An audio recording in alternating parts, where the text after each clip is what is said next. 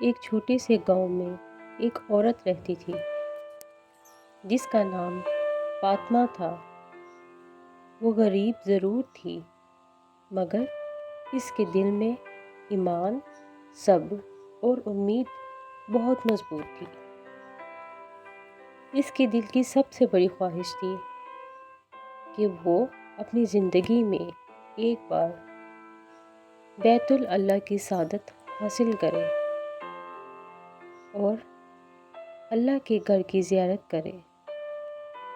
وہ اکثر راتوں میں اٹھ کر آنسو بہاتی اور دعا کرتی، یا اللہ مجھے اپنے گھر اور اپنے حبیب کے گھر کے شہر کی زیارت نصیب فرما۔ فاطمہ کے حالات بہت سخت تھے۔ وہ دن بھر محنت مزدوری کرتی، لوگوں کے گھروں میں کام کرتی، کپڑے دھوتی اور صفائی کرتی۔ اس کے ساتھ ساتھ وہ اپنے بچوں کی پرورش بھی کرتی، مگر اس نے کبھی شکوہ نہیں کیا۔ فاطمہ کے حوصلے بہت بلند تھے اور وہ ہر وقت خدا کا شکر ادا کرتی۔ اس کے دل کی یہ آس ہر وقت اس کے ساتھ رہتی اور وہ ہر وقت کچھ نہ کچھ ذکر کرتی رہتی۔ اس رات بھی فاطمہ درود پاک پڑھتی پڑھتی سو گئی۔ فاطمہ کو خواب میں ایک نورانی بزرگ نظر آئے۔ وہ بہت پرسکون چہرے والے تھے اور ان کی زبان سے محبت اور سکون جھلک رہا تھا۔ انہوں نے فاطمہ سے فرمایا، بیٹی صبر اور دعا اور یہ وظیفہ جاری رکھو، اللہ تمہیں ضرور اپنے گھر اور اپنے حبیب کے گھر کی زیارت نصیب کرے گا۔ کہ اچانک فاطمہ کی نیند کھل گئی۔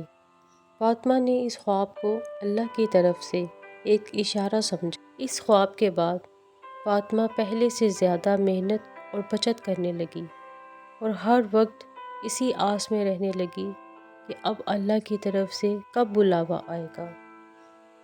پھر ایک دن ایسا ہوا، اللہ نے فاطمہ کی دعا قبول کر لی۔ حج کے اخراجات مکمل ہو گئے اور وہ خوشی سے سجدے میں گر گئی۔ جب وہ سفر کی طرف روانہ ہوئی تو فاطمہ بہت خوش تھی۔ جیسے جیسے وقت قریب آتا جاتا، فاطمہ کے دل کی دھڑکن تیز ہوتی جاتی اور مکہ پہنچی تو وہ مقام جسے مسجد الحرم کہا جاتا ہے، وہاں خانہ کعبہ کو دیکھ کر اس کی آنکھوں سے آنسو جاری ہو گئے۔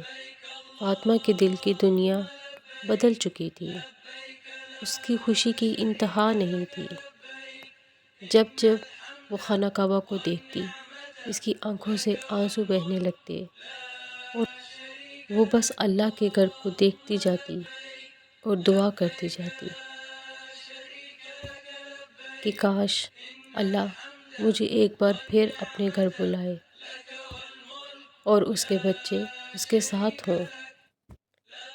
حج کا فریضہ ادا کرنے کے بعد فاطمہ مدینہ کی طرف روانہ ہوئی۔ دل کی دھڑکن تیز تھی، لبوں پر درود پاک تھا اور آہستہ آہستہ فاطمہ مسجد نبی کے پاس پہنچ گئی۔ مسجد نبی میں داخل ہوئی تو اچانک اس نے وہی نورانی بزرگ دوبارہ دیکھے جو اس کے خواب میں آئے تھے۔ وہ چند لمحوں کے لیے نظر آئے اور پھر اچانک نظروں سے غائب ہو گئے۔ فاطمہ حیران بھی تھی اور خوش بھی تھی۔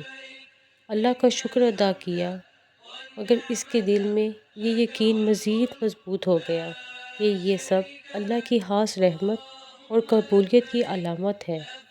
فاطمہ نے اپنی زندگی کے اس سفر سے یہ سبق حاصل کیا کہ سچی نیت، مستقل محنت، صبر، دعا اور اللہ پر کامل بھروسہ انسان کو اس کے خوابوں کی تکمیل تک پہنچا دیتا ہے۔